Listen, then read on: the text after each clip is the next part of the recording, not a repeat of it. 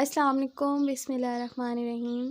آج جو ہے وہ 30 رمضان ہے پاکستان میں، اور کل انشاء اللہ تعالیٰ جو ہے وہ عید ہوگی۔ تو جیسے ہی آپ لوگ جو ہے وہ عید کی خبر سنتے ہیں یا عید کا چاند دیکھتے ہیں تو ایک بار جو ہے وہ سورہ الحمد جو ہے وہ پڑھ کے جو ہے وہ دعا کی جائے۔ بی بی پاک سیدہ فاطمہ الزہرا سلام اللہ علیہا نے فرمایا کہ جو چاند دیکھ لیں عید کا، یا اگر کوئی چاند نہیں دیکھ سکتا تو وہ جو ہے وہ چاند کی جیسے کہ خبر سنتا ہے عید کی تو وہ الحمد پڑھ لے۔ آپ لوگوں کے ساتھ ایک واقعہ شیئر کرنے جا رہی ہوں، بی بی سکینہ سلام اللہ علیہ کا اور امام زین العابدین علیہ السلام کا واقعہ سنیے گا۔ اگر آپ لوگوں کو واقعہ اچھا لگا ہو لائک سبسکرائب شیئر لازمی کیجیے گا۔ زندان کی اندھیرے میں کئی دن اور رات گزار جانے کے بعد ایک دن امام حسین علیہ السلام کی لاڈلی سکینہ علیہ السلام امام زین العابدین علیہ السلام کے پاس جا کر سوال کرتی ہیں۔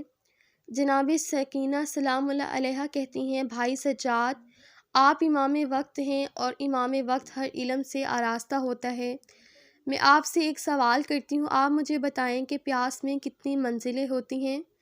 جناب سکینہ سلام اللہ علیہا کا یہ سوال سن کر جناب زینب سلام اللہ علیہا تڑپ کر آگے بڑھ کر بی بی سکینہ سلام اللہ علیہا کو گود میں اٹھایا اور پیار کیا اور کہا، میری بچی تو ایسا کیوں پوچھتی ہے؟ امام سجاد علیہ السلام نے کہا، پھپھی، اماں سکینہ نے یہ سوال اپنے وقت کے امام سے کیا ہے اور مجھ پر لازم ہے کہ میں اس سوال کا جواب دوں۔ امام علیہ السلام نے فرمایا، بہن سکینہ، پیاس کی کل 4 منزلیں ہوتی ہیں۔ پہلی منزل وہ ہوتی ہے جب انسان اتنا پیاسا ہو کہ اس کی آنکھوں سے دھواں دھواں سا دکھائی دے اور زمین و آسمان کے بیچ کوئی فرق محسوس نہ ہو۔ جناب سکینہ نے کہا، ہاں، میں نے اپنے بھائی قاسم کو بابا سے کہتا سنا تھا، چچا جان، میں اتنا پیاسا ہوں کہ مجھے زمین سے آسمان تک صرف دھواں دکھائی دیتا ہے۔ امام علیہ السلام نے پھر فرمایا، پیاس کی دوسری منزل وہ ہے کہ جب کسی کی زبان سوکھ کر تالوں سے چپک جائے۔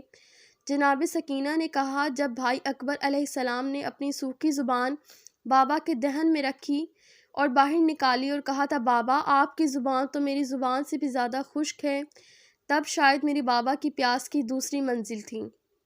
امام علیہ السلام نے پھر فرمایا، پیاس کی تیسری منزل وہ ہے جب کسی مچھلی کو پانی سے باہر نکال کر ریت پر ڈال دیا جاتا ہے اور وہ مچھلی کچھ دیر تڑپنے کے بعد بالکل ساکت ہو کر اپنا منہ بار بار کھولتی اور بند کرتی ہے۔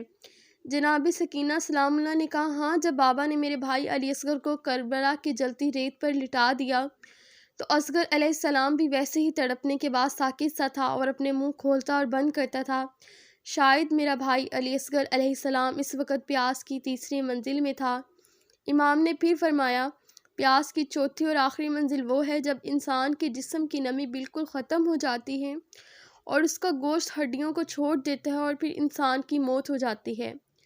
اتنا سن کر جناب سکینہ نے اپنے ہاتھوں کو امام کے آگے کیا اور کہا، بھائی سجاد، میں شاید پیاس کی آخری منزل میں ہوں۔ میرے جسم کے گوشت نے ہڈیوں کا ساتھ چھوڑ دیا ہے اور میں عنقریب اپنے بابا کے پاس جانے والی ہوں۔ بی بی سکینہ سلام اللہ کے یہ الفاظ سن کر قید خانے میں کوہرام برپا ہو گیا۔